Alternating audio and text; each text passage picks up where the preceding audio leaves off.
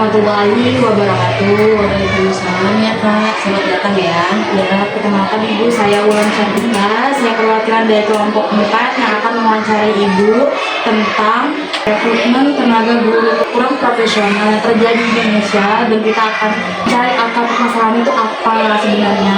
Di sini saya dengan siapa kalau boleh tahu? Ya Kak, perkenalkan saya di sini sebagai kepala sekolah dan nama saya Muhammad. Baik Ibu, izinkan saya bertanya, apakah faktor ekonomi atau anggaran itu yang menjadi alasan sekolah atau lembaga PAUD itu merekrut guru yang kurang profesional? Kalau untuk masalah faktor ekonomi itu kan tergantung pembicaraan di awal, karena rata-rata untuk pembukaan lowongan pekerjaan untuk guru itu kalau di tingkat PAUD biasanya kami memang mencari jenjang yang dulu lulusannya juga dari lulusan PAUD. Tapi karena sekarang jarang ada yang habis lulus PAUD, biasanya jarang ada yang mau bekerja di TK. Jadi kami memperluas untuk kualifikasi untuk masuk ke lembaga TK itu bisa dengan sarjana pendidikan saja. Jadi sarjana pendidikan yang bukan PAUD masih kami rekrut begitu. Kemudian kalau untuk nanti dia naik tingkatan untuk sertifikasi, baru mereka biasanya alih jenjang untuk mengambil PAUD lagi gitu. Kalau untuk faktor ekonomi, karena lembaga kita sudah berjalan lebih dari 25 tahun gitu. Nah, untuk penggajian guru dan lain-lain kita menyesuaikan. Berarti Ibu lebih ke bukan ekonominya ya, tapi lebih ke fasilitas, mungkin gurunya yang bakal dikasih fasilitas. Oke, kalau tentang fasilitas guru, ibaratnya nih guru yang sudah kita rekrut untuk di lembaga begitu. Iya, kami kalau selain ada gaji itu biasanya ada insentif dari kota begitu, dan kemudian ada dana bantuan dari pemerintah, bantuan UMP untuk honor guru. Baik Ibu, lanjut ke pertanyaan kedua. Bagaimana Ibu menilai tingkat profesionalismenya guru? Tingkat profesional guru itu tergantung ya Kak. Jadi biasanya kalau untuk masa kerja guru itu kalau misalnya sudah lama, biasanya banyak pengalaman-pengalaman yang sudah beliau dapatkan selama mengajar. Itu juga berpengaruh sekali dengan cara beliau mengajar, beliau bagaimana menghadapi anak, itu tergantung juga. Jadi kalau misalnya ada guru yang baru, itu biasanya masih menyesuaikan. Begitu, tingkat keprofesionalan itu maksudnya tidak terpatok dengan nilai apa yang sudah menjadi lulusannya mereka waktu S1 gitu, itu belum menjamin sih menurut saya gitu. Tapi kalau misalnya dengan dia keilmuannya, misalnya dia mengikuti update kurikulum yang terbaru atau apa, itu bisa jadi. Tapi untuk pendekatan ke anak itu biasanya masih ada waktu gitu untuk bisa lebih leluasa mengajar, apalagi kalau di PAUD pasti beda. Kalau di PAUD kan pasti beda, ya, gimana dia pendekatannya ke anak gitu. Beda sama yang misalnya yang sudah mengajar di SMP atau SMA, itu pasti akan berbeda. Benar Pak. Selanjutnya, kira menurut Ibu sebagai kepala sekolah itu faktor utama kenapa masih banyak guru yang kurang profesional itu kenapa?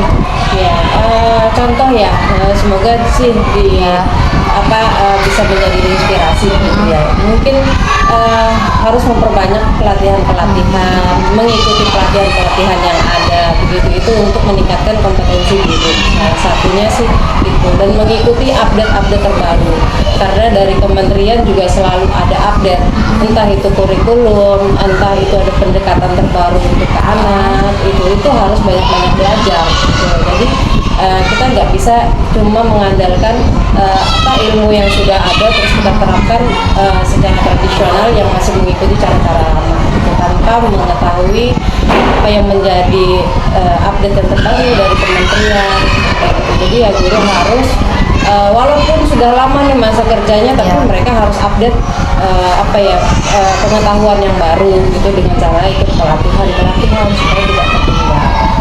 Kira-kira Ibu, apakah di sini ada fasilitas tentang pelatihan seperti itu? Ada Kak, jadi kami membuat komunitas belajar. Jadi komunitas belajar di lingkungan TK itu survei terkecil. Gitu. Jadi komunitas belajar itu isinya ada kepala sekolah, ada guru, dan tidak memungkinkan itu kalau misalnya kita juga ajak komite, gitu. Komite juga ikut di dalam komunitas belajar. Nah, lebih luas lagi circle-nya ada kita namanya PKG. PKG itu perkumpulan seluruh guru yang ada di misalnya kalau kita lingkupnya ada kelurahan gitu, itu kita ada komunitas belajarnya di situ. Baik Ibu. Nah, yang terakhir tuh apa sih harapan Ibu terhadap kebijakan pemerintah ke depannya nih terkait tentang peningkatan kualitas guru PAUD terkhususnya di Indonesia?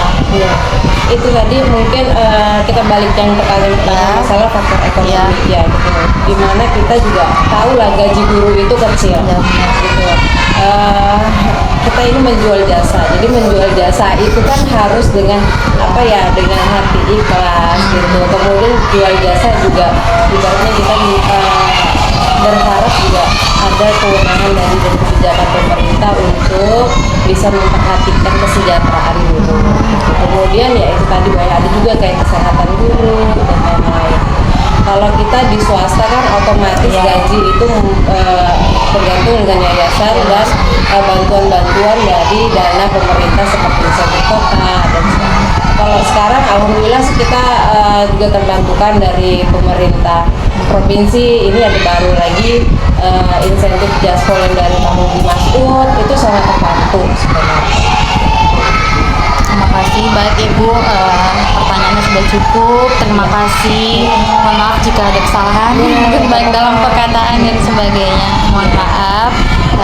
Saya akhiri. Wassalamualaikum warahmatullahi wabarakatuh. Semoga sukses.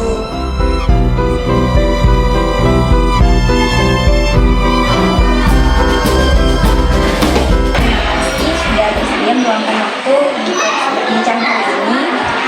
Saya ingin mendengar langsung pengalaman dan pandangan Ibu sebagai guru PAUD, khususnya terkait tantangan harapan dalam meningkatkan kualitas pendidikan anak usia dini. Gitu sebenarnya Ibu.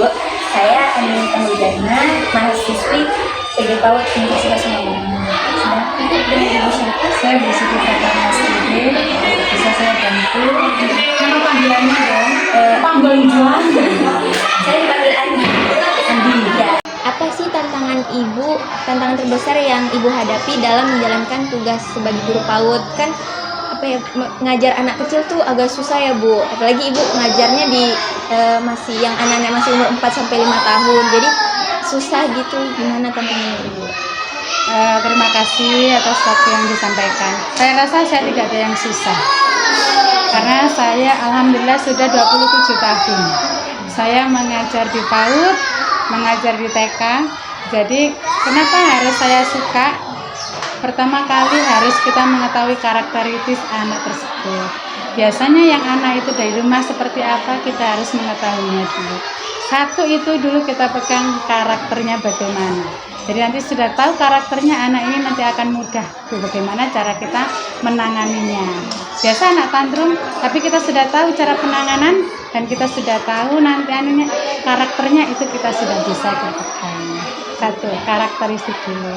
Jadi makanya setiap kali ada anak yang di sini yang mau daftar, kita pasti sudah mengenal dulu dari orang tua wali murid.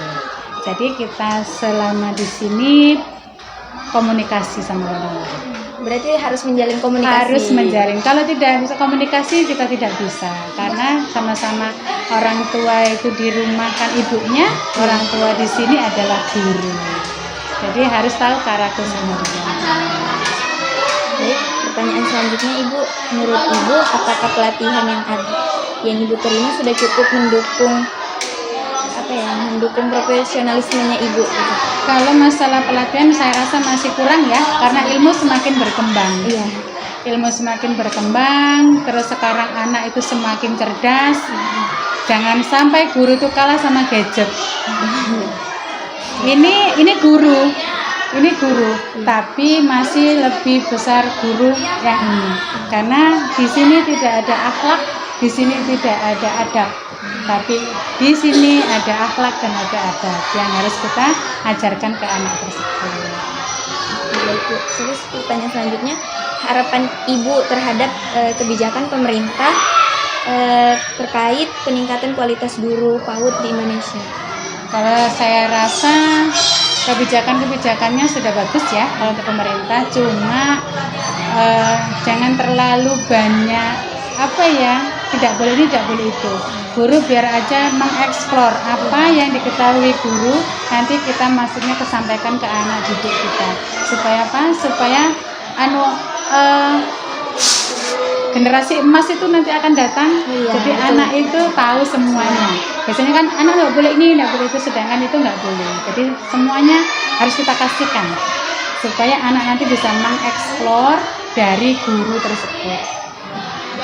Sama saya ingin tanya nih, Bu, kan ada beberapa perpindahan kurikulum. Ya. Nah, ini apa sih, Bu, perbedaan dari kurikulum Merdeka dengan Deep Learning sendiri? Kan Ibu langsung turun ke lapangan, kami kan cuma baru belajar teori-teorinya saja. Saya rasa tidak ada perbedaan, cuma istilah nama aja. Kalau zaman dulu ada Kurpilas yang kurikulum 13, itu sebetulnya sama dengan anak-anak yang dia berdasarkan minat. Nah, di kurikulum Merdeka juga berdasarkan minat. Di kurikulum yang ini, yang Deep Learning, sama berdasarkan minat anak, cuma kita hanya menjadi fasilitator anak tersebut. Kalau misalkan anak kan tidak dipaksa, jadi misalkan ini kita akan membuat sesuatu hal, kita bisa pakai beberapa metode pembelajaran, jadi anak-anak nanti bisa memilih dengan sendirinya, jadi mendalam. Jadi bukan nggak boleh itu, jangan itu, jangan ini, biar Kembali ke aja anaknya kembali sendiri. ke anak. Jadi itu mendalamnya itu supaya anak itu tahu dengan dia, oh aku pilih yang ini, Minatnya gitu ya? minatnya yang mana gitu. Jadi ada yang suka ini, suka itu kan nggak tahu juga, yang lain nggak suka. Jadi sebetulnya tidak ada perbedaan sih, cuma lebih mendalam aja. Dari 3 kurikulum ini cuma Deep Learning lebih mendalam lagi. Iya, mendalam lagi. Sebagai seorang pendidik, kita tuh harus tahu mengenal anak lebih jauh, sama orang tua juga. Jadi kita sama-sama. Terima kasih ya. Terima kasih juga Ibu atas kesempatannya. Semoga kalian sukses semua. Amin, amin, amin, amin.